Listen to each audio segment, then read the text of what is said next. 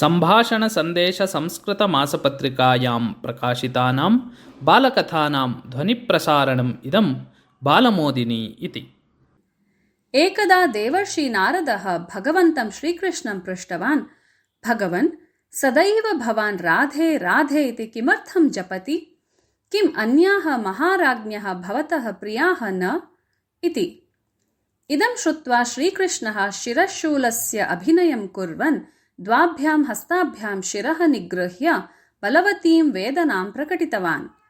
नारदमुनिः तु अकस्मात् इमां दुःस्थितिं दृष्ट्वा व्याकुलितः सन् पृष्टवान्, प्रभो, एतस्याः वेदनायाः निवारणाय मया किं करणीयं? कृपया आदिशतु। श्रीकृष्णः उक्तवान्, देवर्षे, मद्भक्तस्य चरणरजसः स्पर्शेन इयं वेदना दूरीभवितुम् अर्हति।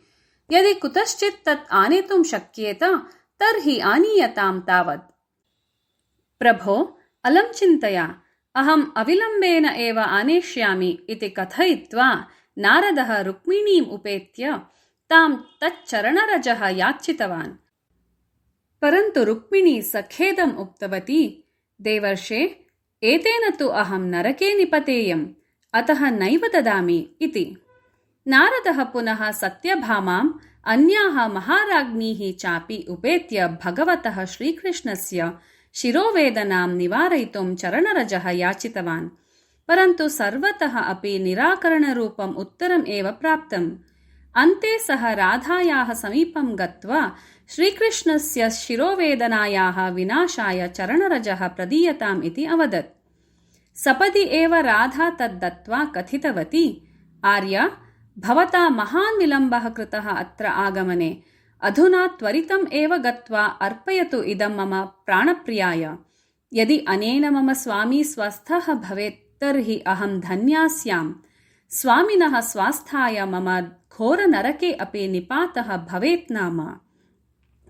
नारदः राधायाः चरणरजः स्वमस्तके निधाय सत्य एव श्रीकृष्णम् उपेत्य रुक्मिण्याः सत्यभामायाः अन्यासां महाराज्ञीनां च कथनं श्रावयित्वा राधायाः चरणरजः समर्प्य तस्याः कथनम् अपि श्रावितवान्। श्रीकृष्णः तद् रजः मस्तके संयोज्य शिरोवेदना विनाशस्य अभिनयं कुर्वन् नारदम् उक्तवान्, मुनिवर्य, राधे राधे इति यद् अहं सर्वदा जपामि तस्य कारणम् इदानीं भवता ज्ञातम् एव स्यात् इति भावये इति।